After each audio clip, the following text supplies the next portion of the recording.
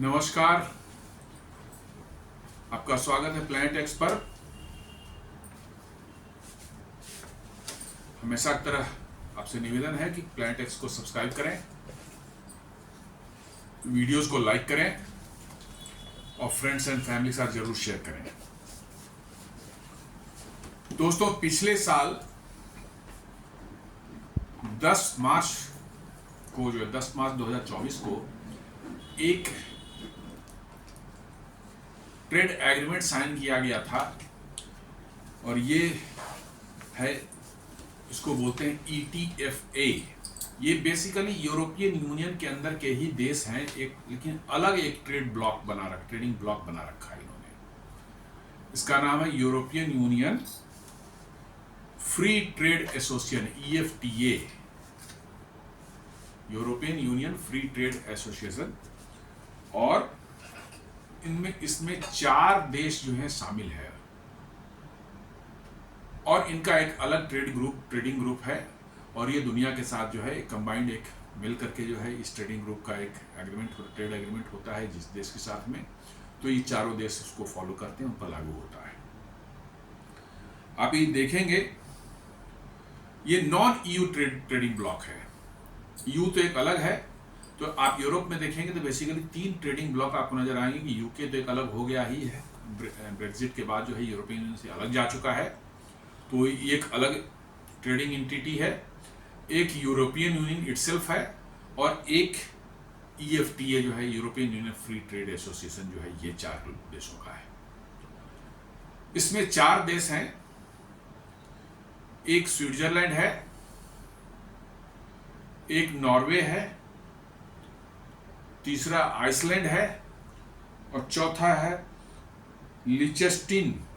लिचेस्टीन एक जो है बहुत ही छोटा सा कंट्री है, ऑस्ट्रिया और स्विट्जरलैंड के बीच में। बहुत ही स्मॉल कंट्री है बट काफ़ी रिच है और काफ़ी डेवलप्ड है। इनकी इकोनॉमिक अच्छी खासी है और काफ़ी डेवलप मतलब कि जो है आपस में इनका है। इस ट्रेड ब्लॉक के साथ जो है अभी एट प्रेजेंट भारत का जो है ट्रेड है वो है $24.4 बिलियन का। $24.4 बिलियन का अच्छा खासा है। 4 देश हैं और इसमें इस ट्रेडिंग में जो सबसे बड़ा जो है हिस्सा है, सबसे बड़ा पार्टनर जो भारत का है वो स्विट्जरलैंड है। मतलब सबसे इन चारों में सबसे ज़्यादा ट्रेड होती है स्विट्जरलैंड के साथ में। ये ट्रेड जो हुआ था, ट्रेड एग्रीमेंट जो हुआ था 10 मार्च 2024 को, ये अपने आप में बहुत ही यूनिक है और फर्स्ट टाइम इस तरह का ट्रेड कभी भारत में हुआ था और बड़ा ही फायदेमंद नज़र आ रहा है। ये पहली बार जो है कोई ट्रेड एग्रीमेंट, ऐसे तो ट्रेड एग्रीमेंट नॉर्मली होते हैं, चलो इसने हमने ये टैरिफ दे दी, उन्होंने ये टैरिफ दे दी, इस तरह के मतलब कि जो है सामानों पर ये टैक्स लगेगा, उस तरह के सामानों पर ये टैक्स लगेगा, आपस में बात विचार करके दोनों देश जो है आपस में कर लेते हैं। लेकिन इसमें जो है एक खास बात है, वो है इस EFTA ब्लॉक की तरफ से एक कमिटमेंट है इन्वेस्टमेंट का। ये बड़ा यूनिक है, पहली बार ऐसा किसी ट्रेड एग्रीमेंट में ऐसा नहीं हुआ है। ये कमिटमेंट और छोटी मोटी कमिटमेंट नहीं है, काफी बड़ी कमिटमेंट है और ये कमिटमेंट है इन्वेस्टमेंट का। भारत में $100 बिलियन अगले 15 साल में इन्वेस्ट करने का। और ये ट्रेड एग्रीमेंट जो है, जैसा मैंने बताया कि मार्च 10, 2024 को किया गया था और 1 अक्टूबर 2025 से ये लागू हो जाएगा। लागू होने में थोड़ी देरी इसलिए हुई कि चारों देशों के पार्लियामेंट में इसको रेटिफाई होना था। 3 देशों में, नॉर्वे, आइसलैंड, लिचेस्टीन में ऑलरेडी हो चुका था। स्विट्जरलैंड में थोड़ी देरी हो रही थी बट अभी खबर आई है कि पिछले हफ्ते जो है स्विट्जरलैंड की पार्लियामेंट ने भी इस EFTA और भारत के बीच में का जो ट्रेड एग्रीमेंट है उसको रेटिफाई कर दिया है तो ये अब लागू होने में इसमें कोई देरी दिक्कत नहीं होगी, ये 1 अक्टूबर से लागू हो जाएगा। तो जैसा मैं बता रहा था कि इसमें $100 बिलियन इस EFTA ग्रुप द्वारा जो है भारत में इन्वेस्ट किया जाएगा अगले 15 सालों में, और उसमें जो है पहले 10 सालों में जो है $50 बिलियन इन्वेस्ट होंगे, और नेक्स्ट 5 ईयर्स में जो है $10 बिलियन इन्वेस्ट होंगे। Huge investment. मात्र 4 देशों का एक ग्रुप जो है भारत में 100 बिलियन का इन्वेस्टमेंट करने जा रहा है, and it is going to create 1 million direct job in India. 1 million का सीधा जो है रोजगार पैदा होने जा रहा है, नौकरियां क्रिएट होंगी।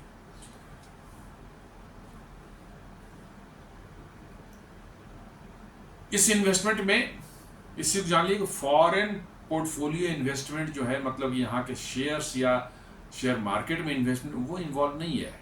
वो इनफैक्ट डायरेक्ट FDI माना भी नहीं जाता, क्योंकि आपने शेयर्स में इन्वेस्ट किया, आज इन्वेस्ट किया है, कल निकाल के आप चले जाएंगे। तो वह इस 100 बिलियन में वो FPI portfolio, foreign portfolio investors जो हैं, उनकी इन्वेस्टमेंट जो है इसमें नहीं है। ये pure FDI foreign direct investment आपके यहाँ होने वाला है। तो ये बहुत बड़ी चीज़ है। यूरोपियन यूनियन से अभी होने की संभावना है, शायद इस साल के अंत तक हो। वैसे यूरोपियन यूनियन का जिस तरह से भारत के प्रति जो उनका रुख है यूक्रेन और रशिया वार को लेकर के, और वो भारत पर कुछ सैंक्शन लगाने की तैयारी कर रहे हैं। कल ही एक न्यूज़ आई थी कि उन्होंने नायरा एनर्जी का जो वाडिनार गुजरात में एक रिफाइनरी है, उस पर सैंक्शन भी लगा दिया है कि उसके तेल अब यूरोप नहीं जा सकते। थोड़ा मुझे डाउट है कि यूरोपियन यूनियन के साथ जो है ये ट्रेड, क्योंकि भारत भी अपनी पोस्चरिंग करना शुरू कर चुका है कि मेरे फायदे में जो चीज़ होगी वो मैं करूँगा। एनर्जी सिक्योरिटी अपने हमारे कंट्री के लिए उसके लिए जो भी नेसेसरी टर्म्स स्टेप्स होंगे वो उठाए जाएंगे। इसका मतलब है कि थोड़ा कन्फ्रंटेशन होने की संभावना है, और वो ट्रेड एग्रीमेंट शायद ना हो। और आप इस चूक से जान लें कि यूरोप के साथ फ्री ट्रेड एग्रीमेंट करने के लिए भारत बेताब नहीं है। यूरोपियन यूनियन भाग भाग के आ रहे हैं और वो मतलब कह रहे हैं कि हमारे साथ फ्री ट्रेड एग्रीमेंट करें, बिकॉज यूरोप की इकोनॉमी बिल्कुल गर्त में जा रही है, और उनको बचने का एकमात्र उपाय है कि भारत से जब तक उनको सपोर्ट नहीं मिलेगा तब तक कुछ नहीं हो सकता। और इस एग्रीमेंट में एक चीज मैं बता दूं कि एग्रीकल्चर एंड डेयरी से रिलेटेड चीजें not part of the deal, क्योंकि भारत के लिए ये दोनों सेक्टर जो है, एग्रीकल्चर और डेयरी जो है, एकदम नो गो एरिया है। अमेरिका के साथ भी ये ट्रेड डील जो चल रही है, बात हो रही है, उसमें भी इसी बात को लेकर पेच फंसा हुआ है, क्योंकि अमेरिका चाहता है कि हम अपना एग्रीकल्चर सेक्टर और डेयरी सेक्टर भी खोल दें, ताकि उनके यहाँ से जो बिकॉज ये दोनों ही सेक्टर जो अमेरिका में हाईली मैकेनाइज्ड हैं, तो उनका कॉस्ट ऑफ प्रोडक्शन जो होता है डेयरी प्रोडक्ट्स का, चाहे एग्रीकल्चरल प्रोडक्ट का, जो है भारत से कम होता है।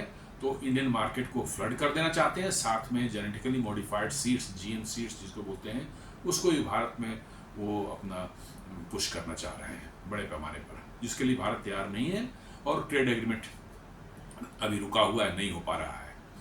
तो इस डील में पहले ही मैं बता दे रहा हूं, ये इस चीज की प्रोविजन कर दी गई है कि डेयरी एंड एग्रीकल्चर का इसमें किसी तरह का वो नहीं है।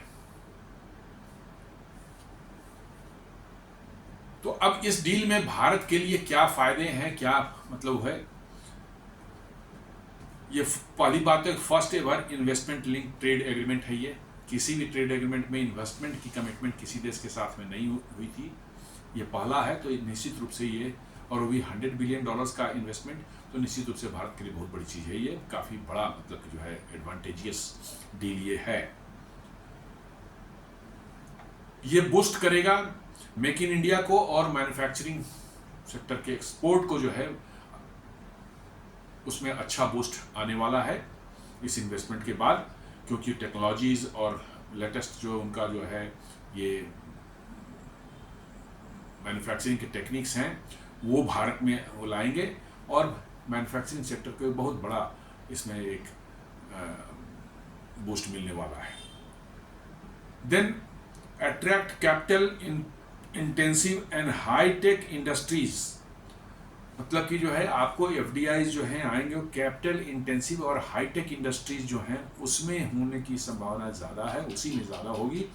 और वो एआई है, फार्मा है, मेडिकल टेक्नोलॉजी है, इन सब फील्ड में जो है काफ़ी ज़्यादा संभावना है इन्वेस्टमेंट की।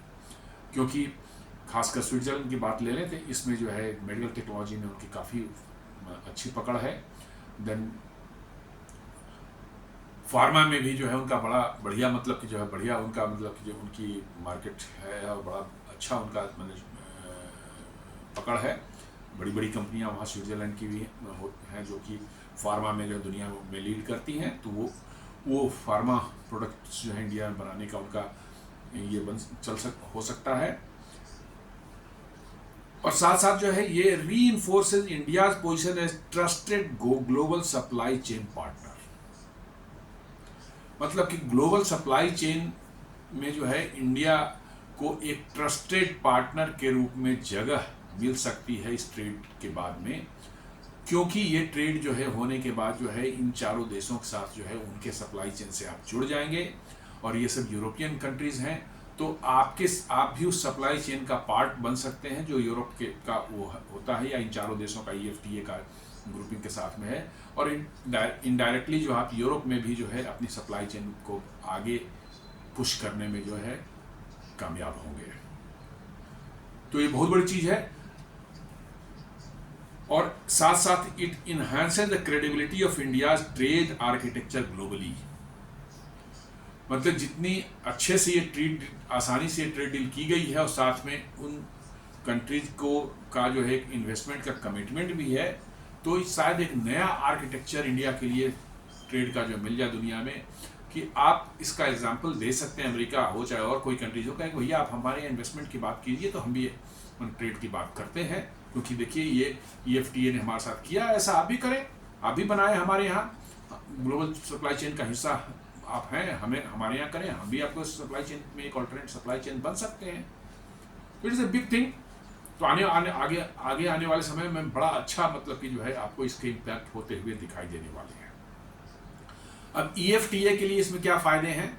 वो ऑलरेडी अच्छी इकोनॉमी है, डेवलप्ड इकोनॉमी है, वो सब चारों कंट्रीज जो है, नॉर्वे है, स्विट्जरलैंड है, आइसलैंड है, और जो लिechtenstein जिसको बता रहे हैं ये है।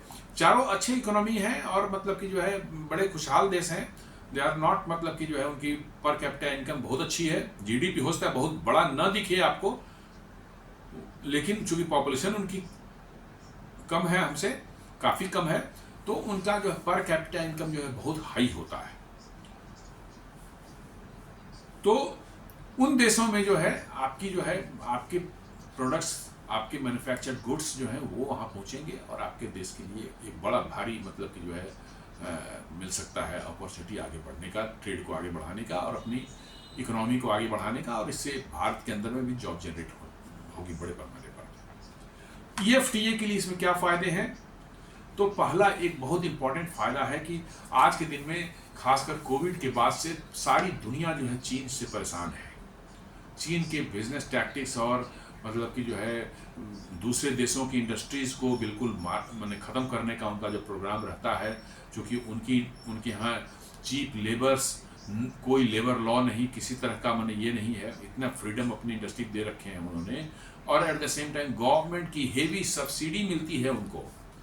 यदि वो किसी देश के किसी सेक्टर को बर्बाद करना चाहते हैं और चीप प्रोडक्ट्स जो है फ्लड करना चाहते हैं उस देश में चाइना से बनाकर, तो उनको सरकार जो है सब्सिडी देती है। और एक बार आपका जो है इंडस्ट्री बैठ गया वहाँ पर चीप चाइनीज प्रोडक्ट्स की वजह से जो है, तो फिर उसको उठाना बड़ा मुश्किल है, और सारा का सारा मार्केट चाइनीज कंपनियां जो डोमिनेट कर जाती है। ये भारत में हो चुका है। आपको याद होगा कि 14, 15, 16 के आसपास में जो है 4-5 मोबाइल फ़ोन के ब्रांड्स इंडिया में होते थे, जिसमें कुछ नाम मुझे याद है, माइक्रोमैक्स है, लावा है, कार्बन है, और भी 1-2 थे। वो सारे के सारे क्यों खत्म हुए? जैसे ही MI, फिर आपको जो है ये रियलमी, वीवो, ओप्पो, ये चीप मतलब जो स्मार्टफोन्स जो है इंडिया में पंप होना शुरू हुआ, इस अपने हमारी सारी जो है डोमेस्टिक जो है स्मार्टफोन की इंडस्ट्री थी वो बिल्कुल ख़त्म हो गई, बिल्कुल ख़त्म हो गई, और अब वो फिर से खड़ा हो नहीं पा रहे हैं। तो ये एक चाइना की स्ट्रेटजी रहती है कि किसी देश की सप्लाई की इंडस्ट्रीज को, उनका ये नहीं है कि उस देश के सप्लाई चेन का हम पार्ट बन जाए, उनकी जो ज़रूरतें हैं उनको हम दें, नहीं, वो चाहते हैं कि वहाँ की अपनी इंडस्ट्री जो है उसको ख़त्म करके पूरा का पूरा मार्केट हम डोमिनेट कर जाएं, कैप्चर कर लें। तो इसमें जो है यूरोपियन यूनियन को जो है एक बहुत बड़ा ये EFTA को बहुत बड़ा मैंने अपॉर्चुनिटी मिला। सारी दुनिया जो है सब चीन के साथ में जो है परेशान है इस मामले को लेकर के, और इसीलिए कोविड के बाद से China+1 सप्लाई चेन की एक बात हो रही है, China+1 की बात करते हैं, लेकिन China+ में क्यों नहीं हो सकता? China+1 में जो है China+ इंडिया की बात हो रही थी।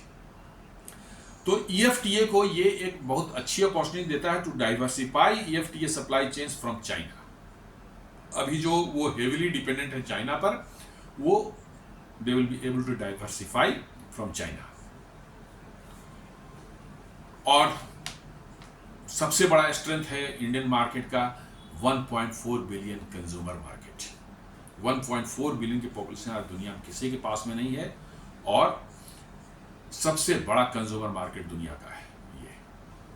ऑफ कोर्स वैल्यू वाइज जो आप देखेंगे तो सबसे बड़ा हो सकता है अमेरिका मिले, लेकिन क्वांटिटी वाइज देखेंगे तो सबसे बड़ा कंज्यूमर मार्केट जो है वो इंडिया है।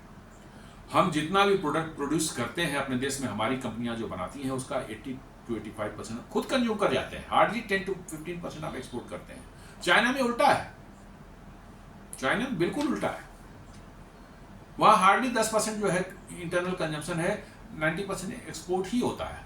और इसलिए जो है वो उनकी नज़र रहती है दूसरे देशों की के मैन्युफैक्चरर्स पर कि कैसे उनको ख़त्म करके जो है उस पर कब्जा कर ले और चाइना से चीप सामान जो है बनाकर बेचे। और वंस आपका ख़त्म हो गया तो फिर वो चीप नहीं रहेगा, आपकी जो है इंडस्ट्रीज लोकल इंडस्ट्री खत्म होगी, फिर वो चीप नहीं रहेगा, it will sky rocket price. यही है होता है। तो 1.4 बिलियन के बड़े कंज्यूमर मार्केट में जो है ये EFTA के ग्रुपिंग जो है इनको एक्सेस मिल जाएगा, और they will be able to sell their मतलब कि हाई एंड प्रोडक्ट्स, खासकर स्विस वॉचेज जो हैं हाई एंड वॉचेज हैं, स्विस चॉकलेट्स जो दुनिया भर में बहुत फेमस है वो आपके यहाँ आ सकता है, और बड़ी बड़ी मेडिकल टेक्नोलॉजी के फर्म्स जो हैं वो आ सकते हैं आपके यहाँ मैन्युफैक्चर करने के लिए। रेलवेज वगैरह में उनकी अच्छी पकड़ है, रेलवे टेक्नोलॉजी में जो है आपको ध्यान होगा कि इंडियन रेलवेज को जो है आज के दिन में आप देखेंगे तो 80 to 85%, 70 to 80% जो है इलेक्ट्रिक लोकोमोटिव जो हैं उनको जो है ABB की टेक्नोलॉजी बनी हुई WAG 9, WAG 7, WAG 5 जो है WAG 5, WAG 7 एंड WAG 9 के जो है सीरीज़ के जो इंजन्स हैं जो कि वाइट कलर के पैसेंजर वाले होते हैं WAG 7 एंड WAG 5, और ग्रीन कलर के होते हैं WAG 9। कहीं कहीं कलर चेंज कर दिया जाए, मेजॉरिटी में यही कलर है। ये सभी ABB की टेक्नोलॉजी बनी हुई है, 90s में ये ली गई थी टेक्नोलॉजी, एग्रीमेंट हुआ था और ABB से टेक्नोलॉजी आई थी और चित्रन लोकोमोटिव बस इनको बनाता है। तो रेलवे की टेक्नोलॉजी में उनकी बड़ी अच्छी पकड़ है। स्विस के रेलवे नेटवर्क जो है मैंने देखा है, it is extremely efficient, extremely मतलब कि जो है फास्ट, और क्या कहते हैं एकदम बिल्कुल टाइम पर चलती है। बहुत बढ़िया मतलब कि नेटवर्क है, इतना बढ़िया देखिए 200-300 नेटवर्क तो आप सुबह निकले दोपहर तक वापस आ जाएंगे काम करके अपना जो है। This is the level of their मतलब है। तो रेलवे टेक्नोलॉजी में भी आपके यहाँ इन्वेस्टमेंट हो सकती है, आप टेक्नोलॉजी से लेकर के अपने रेलवे नेटवर्क को और आप सुधारने की अपग्रेड करने की सोच सकते हैं। साथ साथ जो है आज जो उनका बिजनेस डील होता है उसमें जो है कोई लीगल प्रोटेक्शन ये सब चीज़ें एकदम बिल्कुल एक फ्रेमवर्क के तहत नहीं बना हुआ है, नॉर्मल वे में होती है। कुछ प्रॉब्लम आई तो फिर अपना नॉर्मल लॉ से डील किया था, बट वंस ये एग्रीमेंट हो जाता है तो उनको एक लीगल प्रोटेक्शन मिल जाएगी और गवर्नमेंट पॉलिसी की क्लैरिटी मिल जाएगी, हाँ उनको इस देश में क्या इन्वेस्ट करना है, कैसे करना है, क्या प्रॉफिट होगी, कितना टैरिफ लग गया, सारी क्लैरिटी उनको आ जाएगी। तो उनका भी जो है आगे का फ्यूचर सिक्योर होने वाला है। तो ये हर तरह से जो है ये डील जो है EFTA के साथ जो है एग्रीमेंट जो है जो 1 अक्टूबर से लागू होने वाला है, ये हर तरह से फायदेमंद है। 100 बिलियन डॉलर्स का 15 साल में इन्वेस्टमेंट होगा, 1 मिलियन जॉब्स क्रिएट होंगे। ये बहुत बड़ी अपॉर्चुनिटी हमारे सामने आ रही है और मुझे लगता है कि इसके बड़े ही दूरगामी परिणाम भारत की अर्थव्यवस्था पर होने वाला है। तो दोस्तों ये छोटा सा एक विश्लेषण था एक EFTA, हालांकि बहुत ज़्यादा इसकी चर्चा मीडिया में नहीं हो रही है, लेकिन मेरे हिसाब से is one of the most significant trading investment agreement जो है, क्योंकि इसके साथ इसमें कमिटेड इन्वेस्टमेंट की कमिटमेंट है जो कि पहले कभी नहीं थी। तो एक छोटा सा वीडियो विश्लेषण मेरे अपने पर्सनल व्यूज़ हैं, मैंने इस पर बनाया है। उम्मीद करता हूँ कि आपको पसंद आया होगा। ये आप इस वीडियो को लाइक करें, अपने फ्रेंड्स एंड फैमिली के साथ शेयर करें और हमारे चैनल प्लान टेक्स को जरूर सब्सक्राइब करें। धन्यवाद।